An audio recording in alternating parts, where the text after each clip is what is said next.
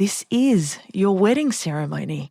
If you're continually outpouring that emotion and you're not drinking anything in, then this is something that's going to go past in the blink of an eye and you're not going to be around, figuratively speaking, to really gain the benefits from it and to remember it and to commit it to short-term memory and to be able to go, oh, that was our ceremony. It's the reason why we do this is so we can look back in harder times in the future and go, well, we said those words, we did that thing, we loved each other so, so much, we can get through anything. What if it doesn't exist in your mind? What if you were so caught up in that emotion that that's all you have to remember your wedding day by, and in particular your wedding ceremony? To me, that is heartbreaking. So we absolutely want you to feel things, but drowning in a river of your own tears, I feel like that's the line. Unbridely is a community of pro-wedding vendors who believe in freedom and integrity in weddings, giving you options, solutions, tips and tricks to create the experience and memories that you and your fiancé really want and deserve. Because we believe that weddings are a team sport. With how-tos, stories and interviews with recently married couples, we find out what went right and what they'd change if they could go back and do it all over again. I'm Camille and welcome to the Unbridely podcast.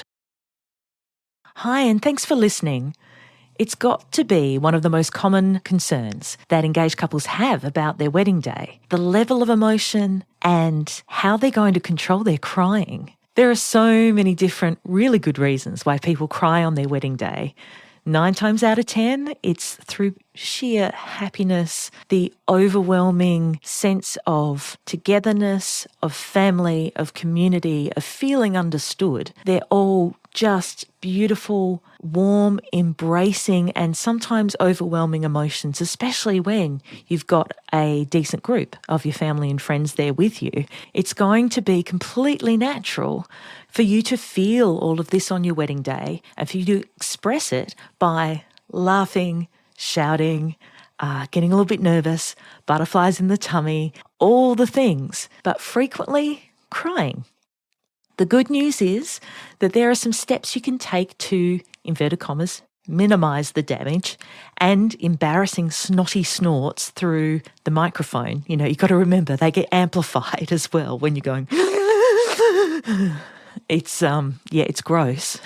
It's really bad. So as you're reciting those heartfelt vows in front of your family and friends, we don't want to stop the feelings. That's the whole bloody reason why you're there. But there's a line between expressing ourselves authentically and maybe ruining the moment. I am no doctor. Let's put that out there. This is not professional medical advice on crying. I'm not a psychologist. I'm not a counsellor. What I do have is almost 900 wedding ceremonies under my belt. It's a big belt. And I've seen how couples react in these situations.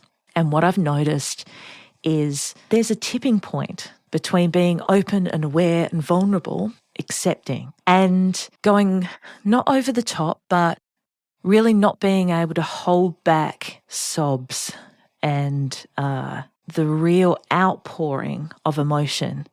Because what I think is probably ideal on your wedding day is you're putting some emotion out and you're receiving some emotion back. And that's what makes it feel so good. When that tipping point happens and you're not absorbing anything from others anymore and it's all outward, like outpouring of, in particular, tears, sometimes sobs, sometimes cries, it means that you're not listening, you're not observing, you're not taking things in. It's an expression that you're giving rather than it being something that's circular. When it becomes, violent sobbing and pretty ugly crying, there's the problem with your makeup, of course. If you're wearing makeup, there's a problem with, your eyelashes maybe swimming down your cheeks. But it's also you're unable to absorb what goes on. And this is your ceremony. This is your wedding ceremony. If you're continually outpouring that emotion and you're not drinking anything in, then this is something that's going to go past in the blink of an eye, and you're not going to be around, figuratively speaking, to really gain the benefits from it and to remember it and to commit it to short-term memory and to be able to go, oh, that was our ceremony.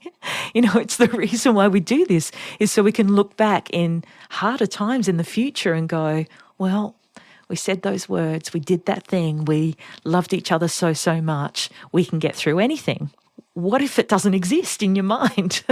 What if you were so caught up in that emotion that that's all you have to remember your wedding day by, and in particular your wedding ceremony? To me, that is heartbreaking.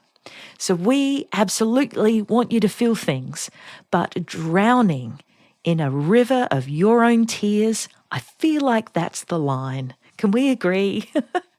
Okay, but first, a little disclaimer, because I've heard of several approaches that are so extreme. If you honestly believe, for example, that taking medication, being sedated, pinching yourself to distract yourself is the way to go, I just don't think that any of what I'm going to say is really going to help you. If you want to go down that route, absolutely knock yourself out, and you will find a lot of opinions online. I'm typing up Reddit as we speak.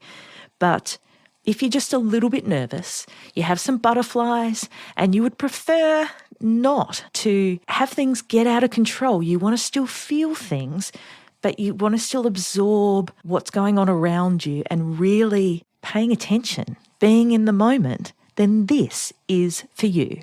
This is 7 strategies to help you not cry on your wedding day and what to do if you just can't help it.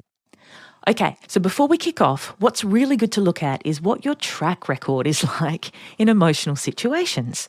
Are you a super calm, super chilled person, or are you reaching for the tissues when there's a baby lotion ad on TV? Are you triggered by fluffy puppies? Identifying how you react in everyday stressful situations is a really good indicator of how you might be on your wedding day. That said, it's certainly not an absolute science, and it doesn't stop there, because sometimes, for example, it might be a bride who comes to me and they're really concerned that they're going to get so worked up on their wedding day that they won't be able to enjoy it. They end up being the cool, calm and collected one in the heat of the moment, while their fiancé dissolves into, sobbing. So this is the kicker. You just never know how you're going to react to the pressure on the big day. It's unlikely that you have experienced anything else even vaguely like it. So have a think about it. Have a think about it before you get there, because these 7 strategies are all things that you're doing in the planning and in the lead up. Once you get there, once you're standing up the front, there's not a whole heap you can do on the day. There are a few little tricks, and I'll get to them at the end. Strategy number 1, so then you're not crying on your wedding day, is to hire sensitive and experienced wedding vendors. So in particular, your makeup artist, hairdresser, photographer, and celebrant or officiant. These people need to know what they're doing. They need to know where the pressure points are in your day and in your timeline, and they need to give you that time and space to gather yourself if needed. So look for wedding vendors who you can relate to and have a laugh with, these people you can really easily communicate with. There's a great chance that you're going to feel comfortable with them on the day, and they can help to keep the mood light and manageable and just cruising along rather than being testing and pressured. We don't want that. So you need to surround yourself with people who are going to help keep the mood light. Strategy number 2 is to consider a first look, first touch, or first prayer. So have a chat with your photographer about having photos taken in private, this is the first look, before the ceremony. So first look photography can be very romantic, very practical addition to your day as well, because it frees up your timeline to spend that extra hour with your guests after the ceremony, rather than running off and having as many portrait photos. So the first look is when you literally see each other. The first touch, I've seen that sometimes like down a hallway, like around a corner, outside of a house, people reaching through windows and things like this, which is beautiful. Or a first prayer where you don't actually see each other, but you hear each other's voices. Same effect. Just having that connection with your fiancé before you see them at the ceremony can really help to calm your nerves.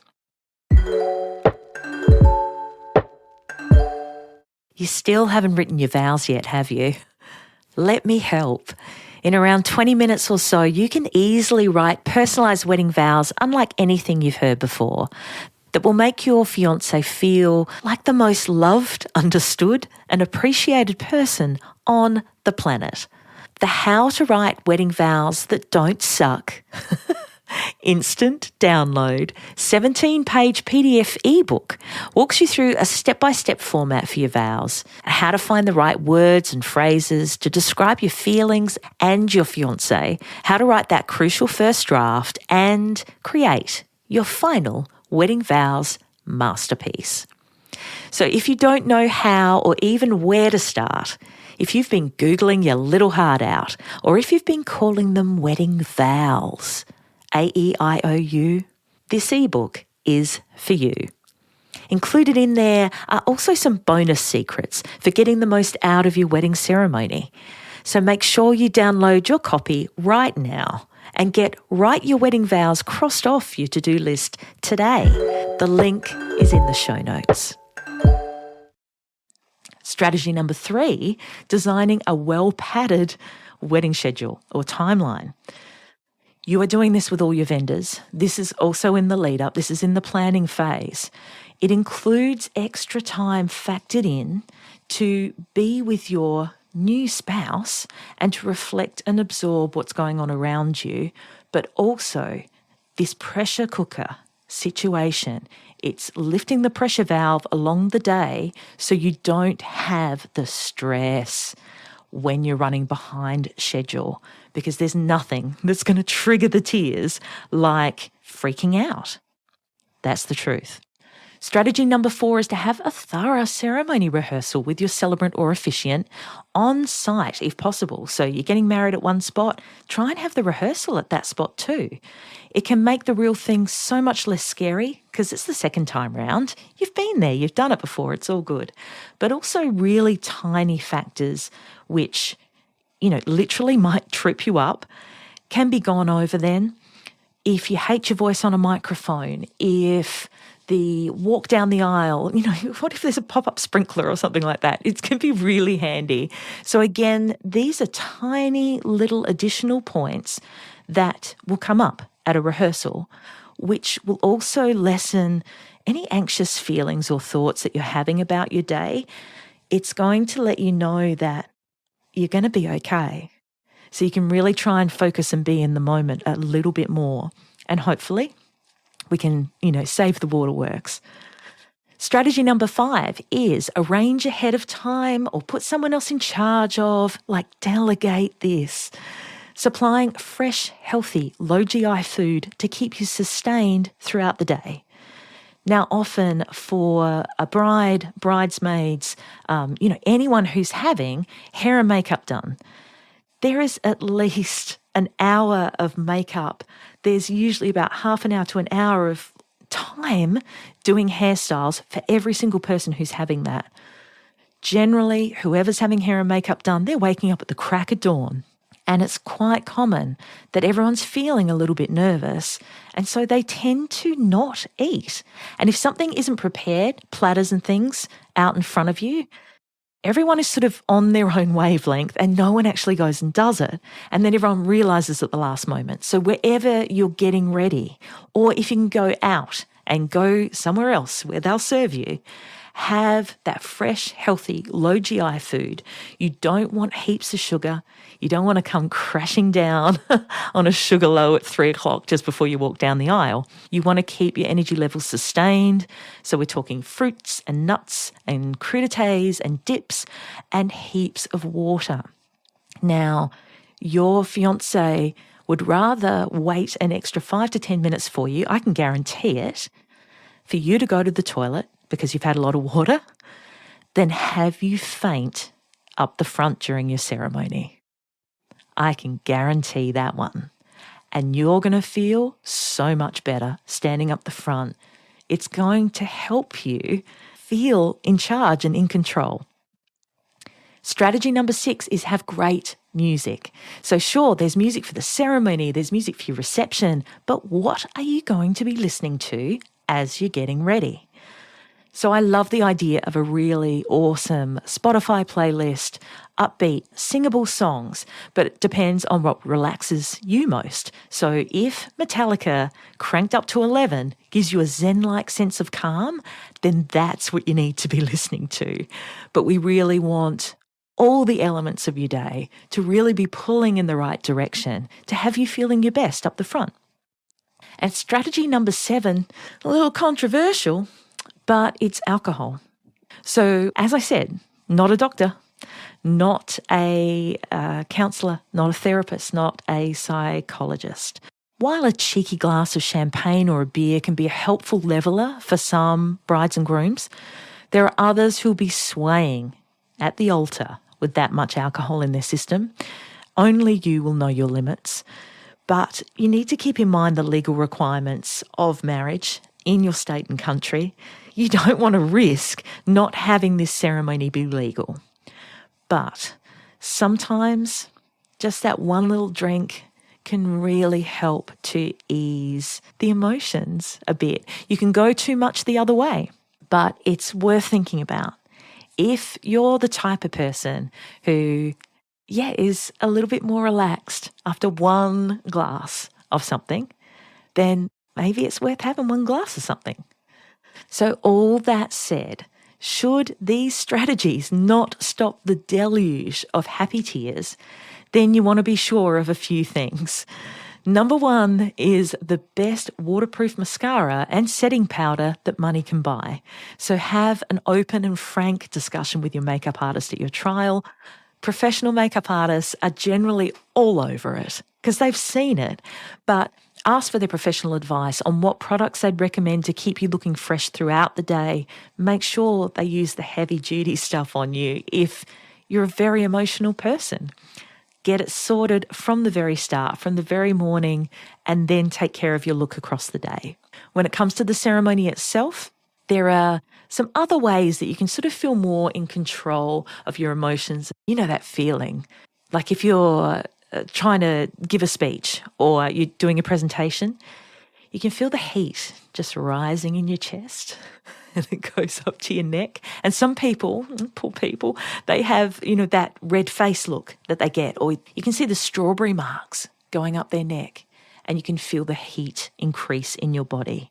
We want to bring that down a little bit. We want to try and center ourselves in the moment. So there are a few tried and trusted ways to feel more in control. And the number one that I really love is to lean on each other, not literally, but have a funny word. Now, almost every couple that I've ever met have a saying, an in-joke, a funny word that makes them smile or laugh. So if you can feel your emotions overwhelming you, just say the word. Get your fiancé to say the word. Tell your celebrant or officiant and say the word, use the word, open the pressure valve, let a little bit out. You can also distract yourself a little by just pushing your tongue to the roof of your mouth.